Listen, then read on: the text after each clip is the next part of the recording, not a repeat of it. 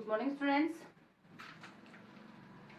9th class में अपना विषय चल रहा था खाद्य सुरक्षा, और आज खाद्य सुरक्षा का जो है वो अंतिम पॉइंट मैं आपको करवाऊंगी। उसके बाद में हम क्वेश्चन आंसर कंप्लीट करेंगे। तो देखते हैं इसका जो अंतिम बिंदु है वो कौन सा है। और तो मैंने आपको सारे बता दिए थे। अब आता है अंतिम बिंदु, वो है सहकारी समितियों की खाद्य सुरक्षा में भूमिका। सहकारी समितियों की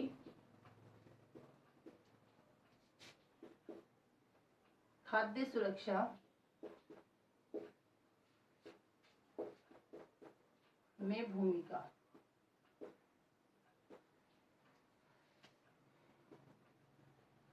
ये इसका अंतिम बिंदु है कि जो सहकारी समितियां हैं उनकी खाद्य सुरक्षा में क्या भूमिका है।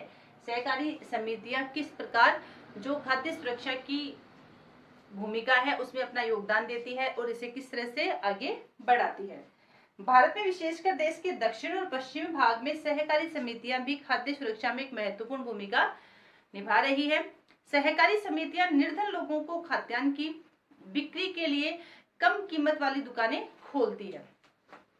सीधी सी बात है, जो सहकारी समितियां हैं, ठीक है, वो कम कीमत वाली क्या करती है, ये कम कीमत वाली क्या करती है, जो राशन की दुकानें होती है ना, कम कीमत वाली राशन की दुकानें, उनको क्या करती है, ये खोलती है। जिस प्रकार हमने देखा कि सार्वजनिक वितरण प्रणाली, बफर स्टॉक की ये दुकानें होती है, ये कम कीमत पर लोगों को क्या देती है, खाद्य पदार्थ प्रदान करती है। उसी तरह सहकारी समितियां भी क्या करती है, कम कीमत वाली वस्तुओं की दुकान खोलती है और लोगों को उपलब्ध करवाती है। उदाहरण के लिए तमिलनाडु में जितनी राशन की दुकानें हैं उनमें से करीब 94% सहकारी समितियों के माध्यम से ही चलाई जाती है। यानी सहकारी समितियां क्या करती है, राशन की दुकानें चलाती है। और राशन की दुकानों को मैंने आपको पहले पढ़ाया था कि इसमें क्या होता है, वस्तुएं होती है वो कम कीमत पर लोगों को प्रदान की जाती है। दिल्ली में मदर डेयरी उपभोक्ताओं को दिल्ली सरकार के द्वारा निर्धारित नियंत्रित दरों पर दूध और सब्जियां उपलब्ध करवाने में तेजी से प्रगति कर रही है। दिल्ली में अगर हम बात करते हैं तो सार्वजनिक क्षेत्र के अंतर्गत आती है मदर डेयरी, और मदर डेयरी के अंतर्गत क्या होता है,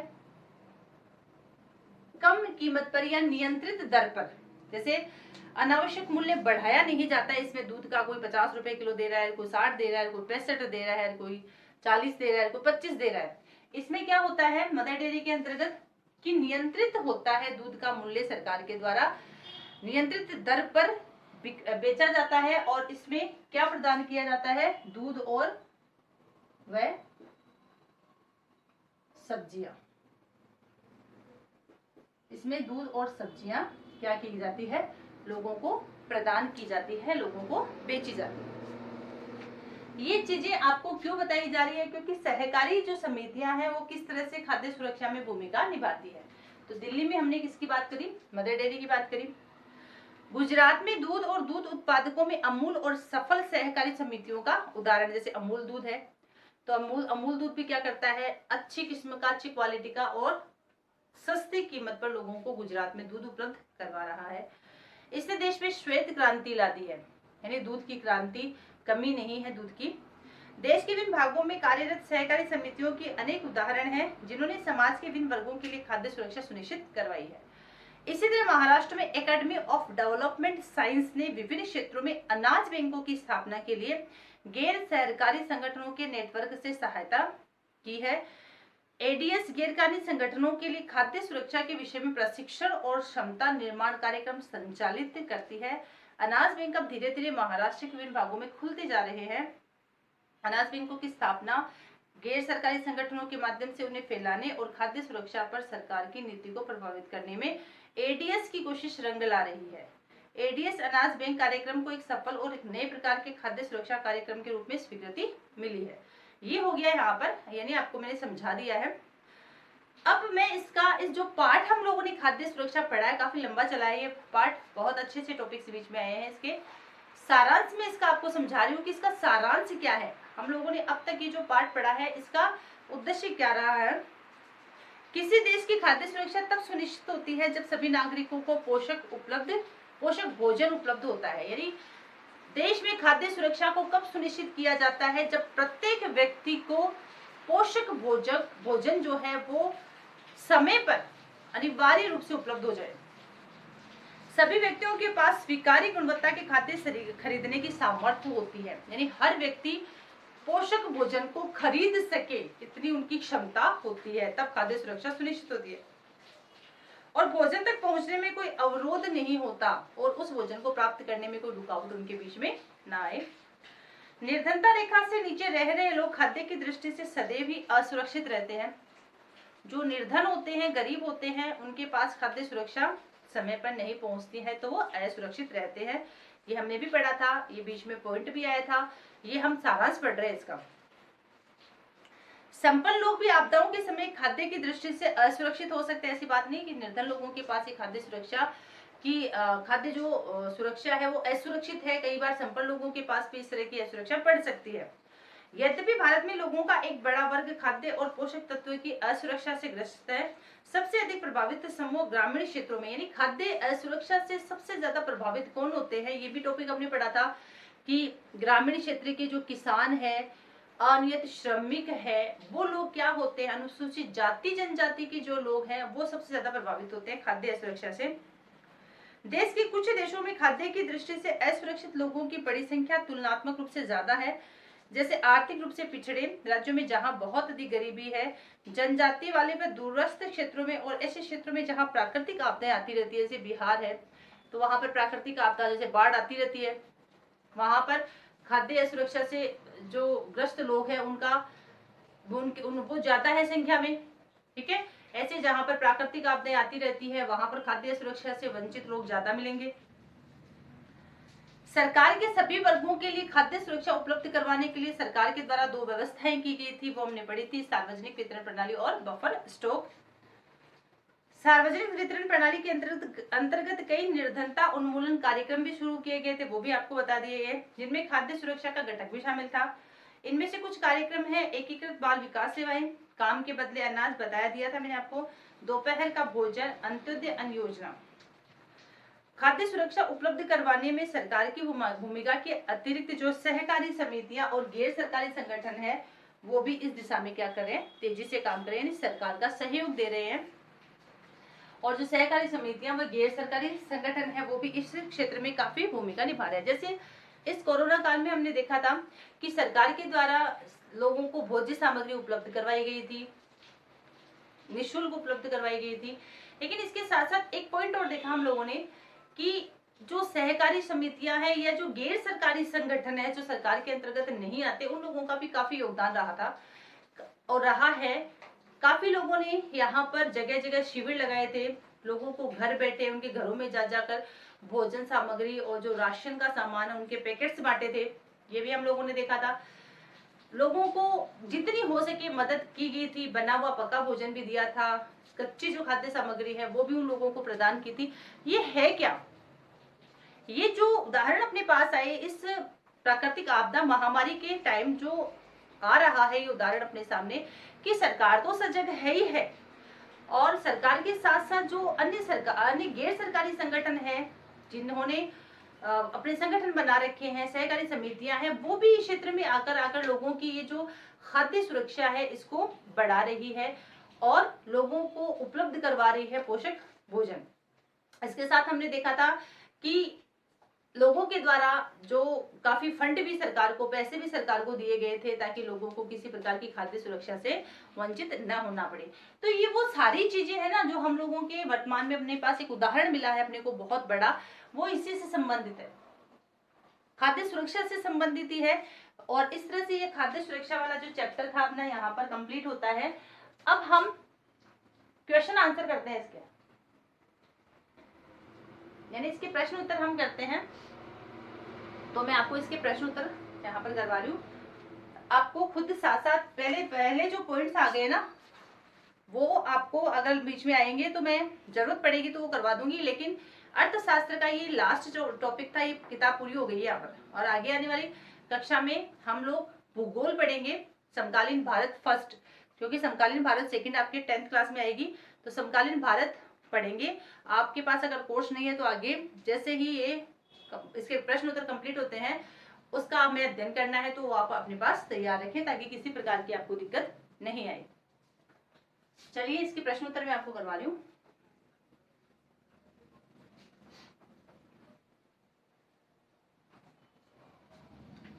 पहला प्रश्न है भारत में खाद्य सुरक्षा कैसे सुनिश्चित की जाती है। हालांकि करवा दिया लेकिन प्रश्न के तौर पर करवा रही हूँ मैं आपको। चलिए प्रश्न उत्तर।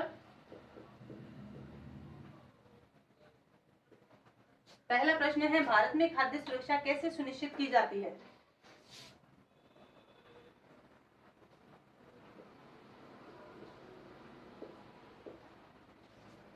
भारत में खाद्य सुरक्षा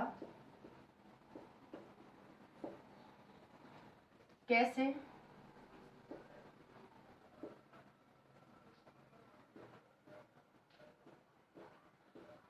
सुनिश्चित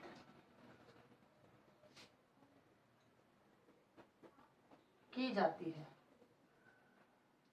भारत में खाद्य सुरक्षा कैसे सुनिश्चित की जाती है। तो चलिए भारत में खाद्य सुरक्षा वाला जो पॉइंट है इसको हम उत्तर लेते हैं इसका। और स्टार्टिंग में यहाँ पर जो आया था वहीं से हम इसका उत्तर ले रहे हैं। शुरुआत में ये पॉइंट आ चुका था और आपको मैंने करवाया भी था। ये देखिए यहाँ पर आया है, किसी देश में खाद्य सुरक्षा तभी सुनिश्चित होती है जब। तो चलिए भारत को लेते हैं यहाँ पर। किसी देश में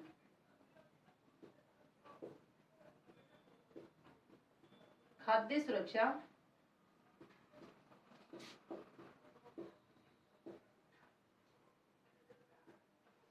तभी सुनिश्चित होती है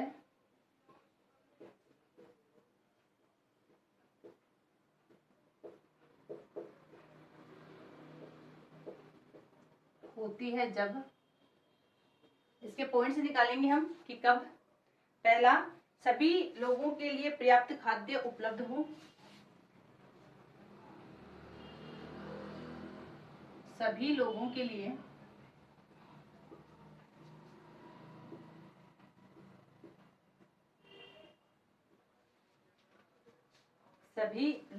लिए पर्याप्त खाद्य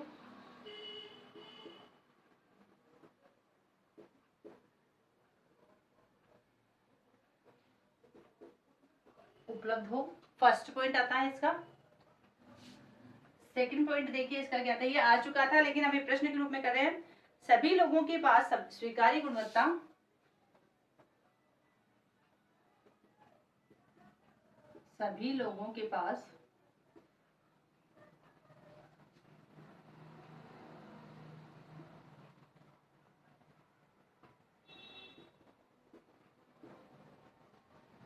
स्वीकार्य गुणवत्ता के खाद्य पदार्थ खरीदने की क्षमता हो। के खाद्य पदार्थ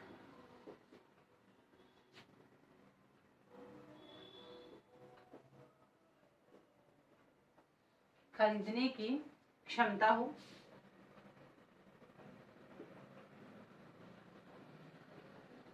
एंड थर्ड पॉइंट क्या आएगा, खाद्य की उपलब्धता में कोई बाधा नहीं हो।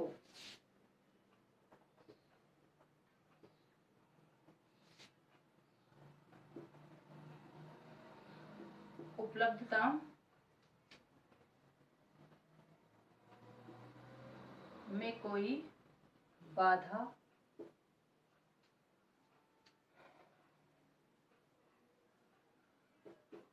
नहीं हो। ये तीनों पॉइंट आपको अपनी नोटबुक में इस प्रश्न के अंतर्गत करने हैं कि किसी भी देश में खाद्य सुरक्षा कैसे सुनिश्चित की जाती है। जब सभी लोगों के लिए पर्याप्त खाद्य सामग्री उपलब्ध हो, वो उस खाद्य सामग्री को खरीद सके ऐसी उनकी क्षमता हो और खाद्य की उपलब्धता में कोई बाधा नहीं आए। ये इस तरह से पहला जो प्रश्न है वो यहाँ पर कंप्लीट होता है। इसके बाद में आता है दूसरा प्रश्न, कौन खाद्य असुरक्षा से ग्रसित अधिक होते हैं, या कौन खाद्य असुरक्षा से अधिक ग्रस्त हो सकते हैं? प्रश्न नंबर 2 है, ऊपर ही करवा देते हैं इसको ताकि दिखने में कोई प्रॉब्लम नहीं हो। सेकंड क्वेश्चन आएगा,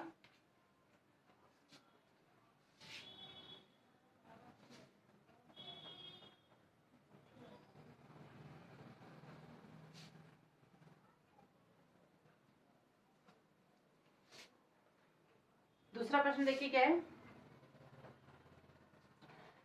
कौन खाद्य असुरक्षा से अधिक ग्रस्त हो सकते हैं?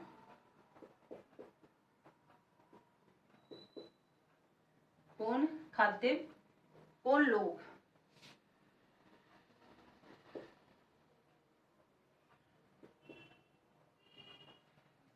खाद्य असुरक्षा से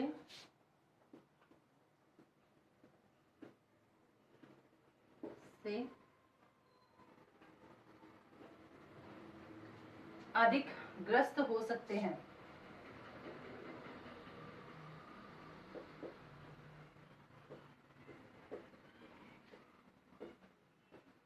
हो सकते हैं।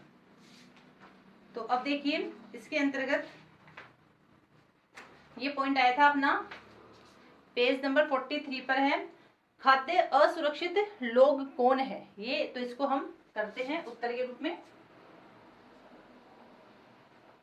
उत्तर देखिए, भारत में लोगों का एक बड़ा वर्ग खाद्य पोषण की दृष्टि से असुरक्षित है। भारत में लोगों का बड़ा वर्ग खाद्य एवं पोषण की दृष्टि से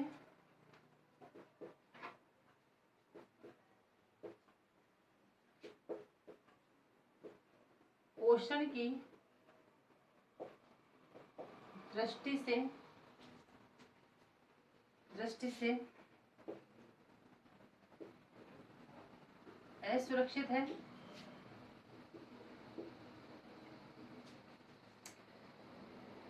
परंतु इसमें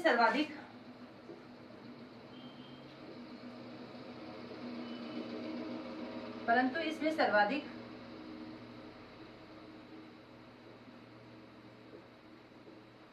रूप से निम्नलिखित वर्ग शामिल है।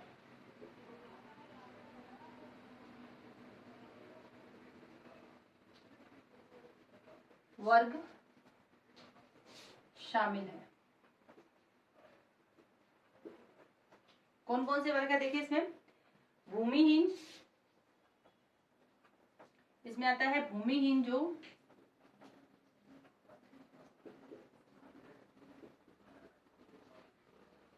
थोड़ी बहुत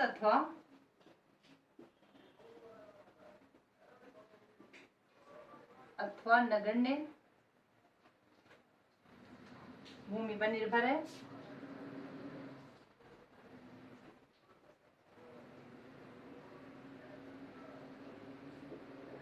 पहला। दूसरा, पारंपरिक दस्तकार,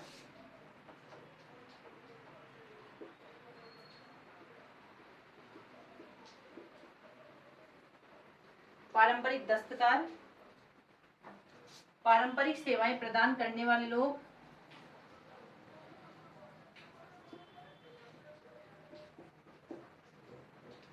सेवाएं प्रदान करने वाले लोग,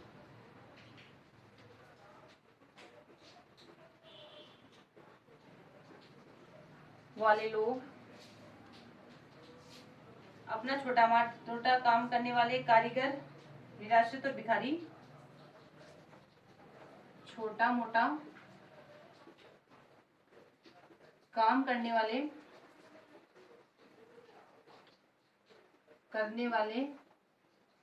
निराश्रित व भिखारी,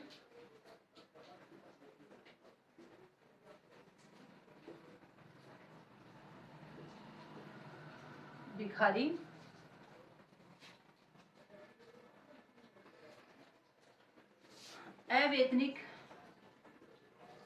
या अनियत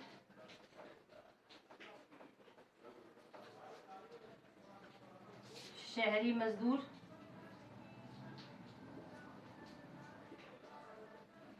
अनियत शहरी मजदूर, इसके बाद में मौसमी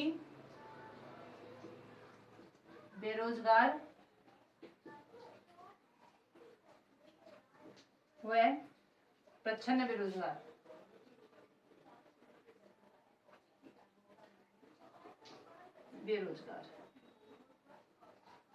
ये अपने पास पॉइंट्स आते हैं वो जिनके बारे में हम ये कहते हैं कि ये लोग कौन है, ये लोग वो है जो क्या है, खाद्य सुरक्षा से ग्रसित है या बहुत ज्यादा ग्रसित है।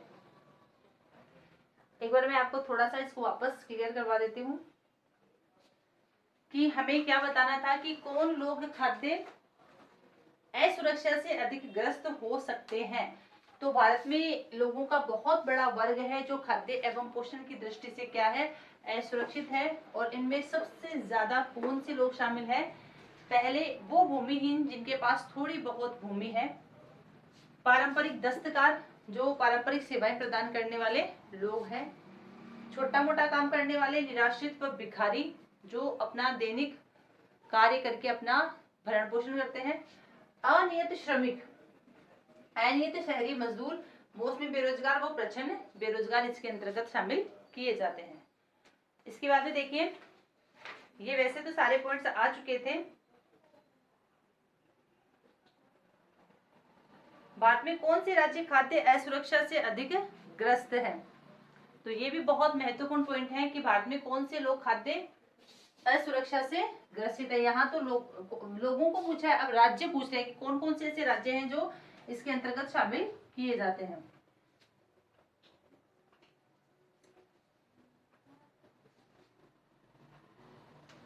देखिए राज्य,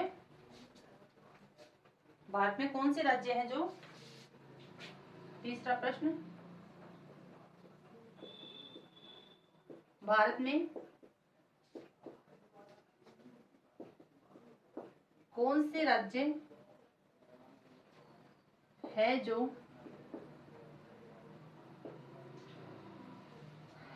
जो खाद्य असुरक्षा से अधिग्रस्त है, सुरक्षा से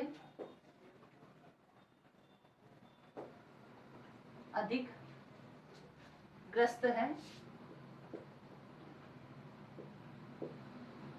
तो अब हमें क्या बताना है? अब हमें वो राज्य बताने हैं, वो राज्य जो खाद्य असुरक्षा से अधिक ग्रस्त है। ये आपकी किताब में, अगर जिन बच्चों के पास किताब है उनके पास में बता देती हूँ कि पेज नंबर 44 पर इसका आंसर दिया हुआ है, पेज नंबर 44 पर। तो हमें उन राज्यों के नाम बताने हैं जिनमें कौन कौन से हैं। ये आता है उत्तर प्रदेश,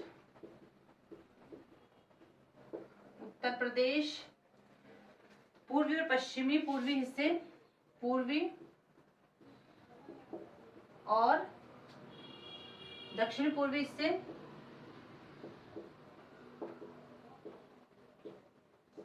पूर्वी हिस्से, ये इसमें शामिल है। इसके बाद में आता है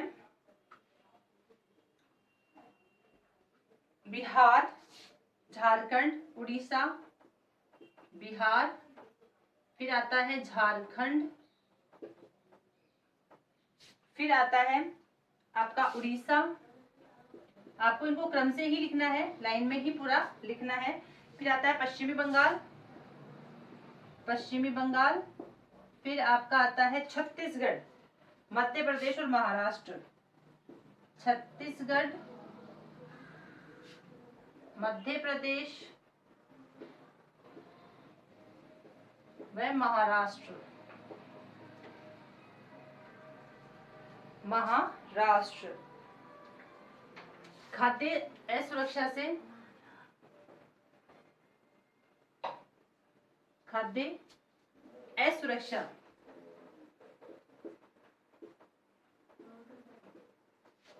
से ग्रसित राज्य है।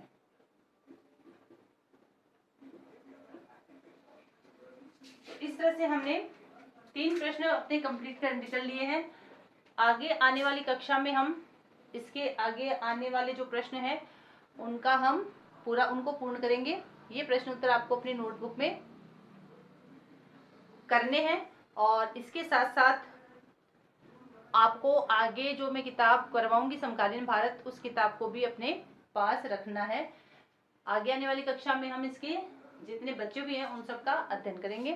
Thank you.